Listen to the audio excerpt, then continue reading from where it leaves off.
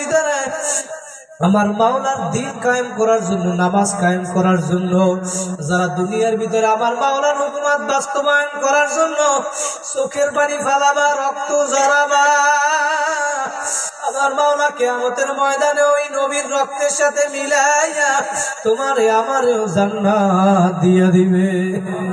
আমার নবী তায়েফের ময়দানে দাঁড়াইয়া থাকতে পারে না, আল্লাহ নবীকে ওরা আবার দাঁড় করাইয়া দেয়। আল্লাহ নবী একটা পাথরের উপরে তখন বসলো, ওই পাথর হইয়া আমার নবীরে চিনল। আর আমরা মানুষ হইয়া তো কপাল পোড়া হইলাম, আজকে নবীর আদেশ নিষেধ মানো না, নবীর সুন্নাত অনুযায়ী চলো না।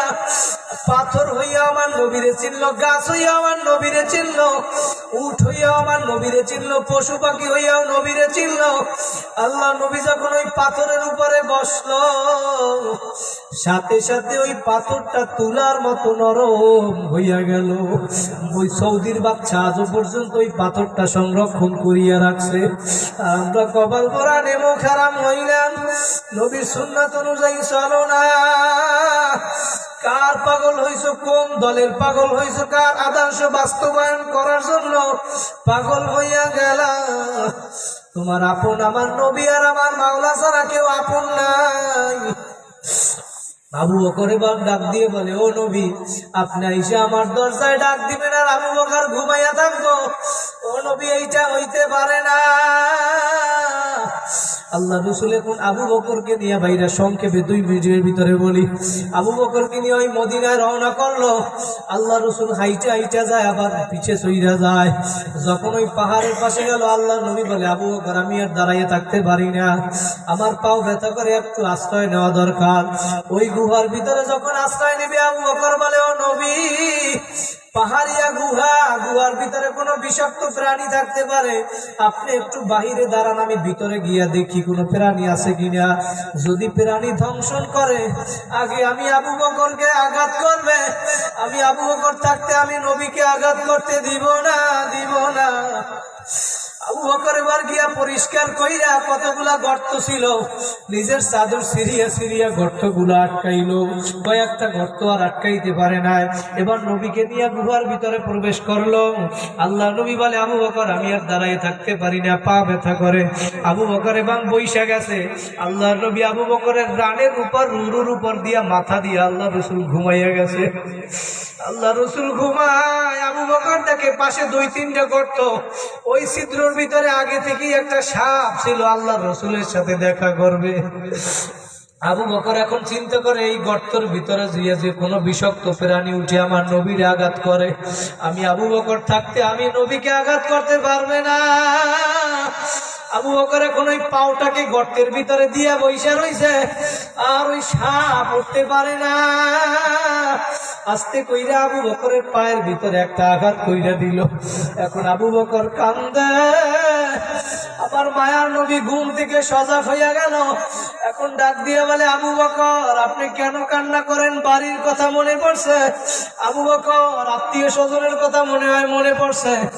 বলে, নবী, না না না, আমি যেই দিন থেকে আপনার উপরে, আমার মাওলার উপরে ঈমান আনছি, ওই দিন থেকে আমি বাড়ি তো দূরের কথা, আত্মীয় স্বজন তো দূরের কথা, নবী আমার জীবনের চেয়েও আবু বকর আমি আপনারে বেশি ভালোবাসি। আর আমার নবী বলেন, যারা আমাকে জীবনের চাইতে বেশি ভালোবাসবা, তারাই হবা কামিল মুমিন। কথা বলেন ঠিক না ঠিক? আল্লাহ রসুল বলে, তাহলে আবু বকর তোমার কি হয়েছে? বলে, সাপে আঘাত করছে। আল্লাহ রসুল একটু লালা নিয়ে আবু বকরের পায়ে লাগাইয়া দিল, সাথে সাথে আবু বকর সুস্থ হইয়া গেল। আল্লাহ নবী বলে, আবু বকর, আপনি আমার এতক্ষণ কেন বলেন নাই? বলে, নবী, আপনি আমার রানের উপরে ঘুমাইয়া রয়েছেন, দুজাহানের বাদশাহ, আপনি আমার রানের উপরে ঘুমাইয়া রয়েছেন, আমি আপনারে ডিস্টার্ব করব নবী হইতে পারে না। আমার কলিজা পর্যন্ত যদি ফাটিয়া যায়, তারপরেও আপনার ঘুমে আমি আবু বকর ডিস্টার্ব করব না। কেমন ভালোবাসছে আমার নবীকে। ওই যে আল্লাহ রসুল রানের উপরে ঘুমাইয়া রইছে, আবু বকর ওই আল্লাহ রসুলের চেহারার দিকে তাকাইয়া রইছে। আবু বকর বলে, দুনিয়ার ভিতরে তিনটা জিনিস আমার কাছে সবচেয়ে বেশি প্রিয়। একটা হইল আমার মায়ার নবীর চেহারার দিকে আমি তাকাইয়া থাকবো। 2 নম্বরে আল্লাহ রসুলের কথা অনুযায়ী আল্লাহর রাস্তায় আমি ধন সম্পদ খরচ করব। 3 নম্বরে আমার মেয়ে আয়েশা আল্লাহ রসুলের ঘরে থাকবে। ধরে বলেন সুবহানাল্লাহ। ওই রাত্র নেকি। এখন আবু বকর বলে, ওমর বলে, তোমার এক রাত্র নেকি আমাকে দিলি যথেষ্ট। এখন আবু বকর চিন্তা করে, ওমর বলতে আছে এক রাত্র নেকি, আমি দিতে চাইলাম সব নেকি। এখন একটু চিন্তায় পড়ছে কি পড়ে নাই। এখন আবু বকর চিন্তা করে, আমি একটু আল্লাহ রসুলের কাছে গাইয়া জিজ্ঞেস কইরা দেখি, ও নবী, আমি ওমরের সাথে আমার নেকিকে পরিবর্তন করতে চাইছিলাম। ওমর বলতে আছে এক রাত্র নেকি দিলি যথেষ্ট, আর ওমরের সব নেকি আমারে দিয়ে দিবে। ও নবী, আপনি একটু পরামর্শ দেন, আমি কি করতে পারি? আল্লাহ নবী ডাক দিয়া বলে, আবু বকর, আপনিও হইলেন আমার শ্বশুর, ওমরও হইল আমার শ্বশুর। আমি কোনো পক্ষপাতী করতে পারবো না, কিন্তু আমি বইলা দিতে পারি আপনার নেকের কি পরিমাণ। আপনি দেন বা না দেন, এইটা আপনি আবু বকরের ব্যাপার। আল্লাহ নবী বলে, আবু বকর, আপনার ওই হিজরতের এক রাত্র নেকি এক পাল্লায় যদি রাখেন, আর দুনিয়ার সব নেকিও যদি এক পাল্লায় রাখো, তারপরে আবু বকর আপনার নেকের পাল্লা বাড়ি থাকবে। জোরে বলেন আল্লাহু আকবার। আবু বকর যাইরা যেইটা আমি বুঝাতে চাইলাম, দুনিয়ার ভিতরে তারা জান্নাতের সার্টিফিকেট পাওয়ার পরেও নেকের জন্য কত পাগল ছিল, তাদের ঈমান কি রকম ছিল। এই জন্যই আমার মাওলা বলছে, আমিনু কামা আমানান নাস, তোমরা ঈমান আনো সাহাবায়ে কেরাম যেইভাবে ঈমান আনছে। কথা বলেন ঠিক না বেটি? সাহাবায়ে কেরামের ঈমান কি রকম ছিল ভাইরা? ওমর ফারুক রাদিয়াল্লাহু তাআলা অর্ধেক দুনিয়ার রাজত্ব করছে। এই বাংলাদেশের মতো 200 রাষ্ট্রের রাজা ছিল ওমর। ওমর ফারুক রাদিয়াল্লাহু তাআলা যখন রাজত্ব করলো, তার আয়াতের ভিতরে ওই নীল নদী চলে আসলো। ওই নীল নদীর একটা নিয়ম ছিল, ওই নীল নদী বছরে একবার শুকাইয়া যাইতো। যখন ওই নীল নদী শুকাইয়া যাইতো, তখন তার একটা নিয়ম ছিল, একটা যুবতী মেয়েকে ওই নীল নদীর ভিতরে জবাই করলে তারপরে আবার পানি আসতো। ওমর ফারুক রাদিয়াল্লাহু তাআলা আনহুর জামানায় যখন ওই নিয়ম অনুযায়ী নীল নদী শুকাইয়া গেল, তখন গভর্নরের কাছে মানুষ সবাই বলতেছে, যদি এইখানে যুবতী মেয়ে জবাই না করা হয় নদীতে পানি আসবে না। গভর্নর ডাক দিয়ে বলে, না না না, এইটা তো ইসলামে জায়েজ নাই, এইটা হইতে পারে না। যদি যুবতী মেয়ে জবাই করার কারণে পানি আসে, তাহলে তো ওই যুবতী মেয়ের ভিতরে ক্ষমতা চলে আসলো। আমার মাওলার ক্ষমতা কোথায়? ইন্নাল্লাহা আলা কুল্লি শাইইন কাদির, সমস্ত ক্ষমতার মালিক কে? জোরে বলেন কে? আর জোরে বলেন কে?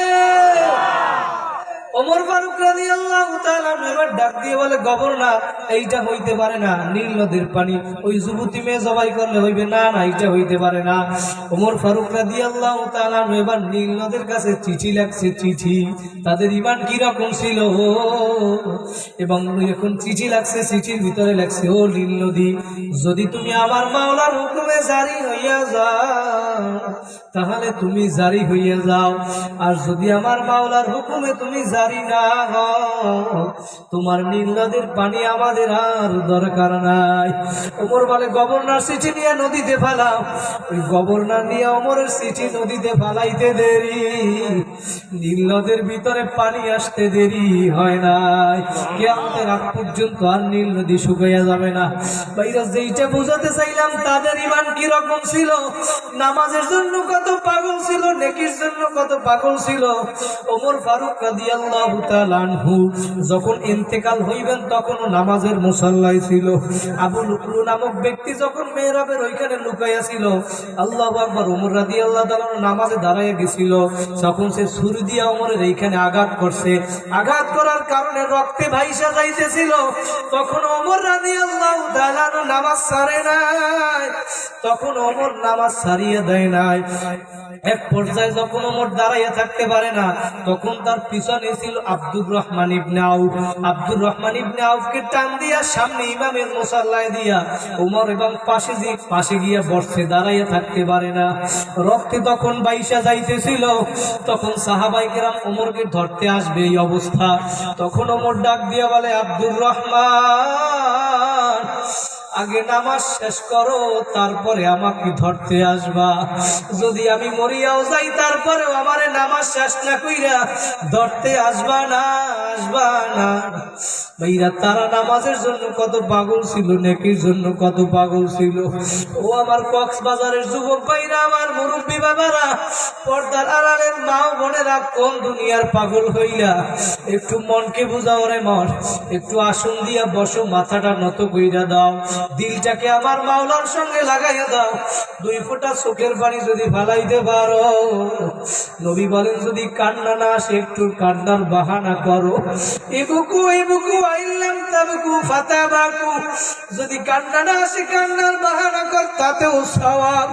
আল্লাহর নবী বলেন, মান বাকা মিন খাশিয়াতিল্লাহ হারামাল্লাহু তিলকাল আইনা আলান নার।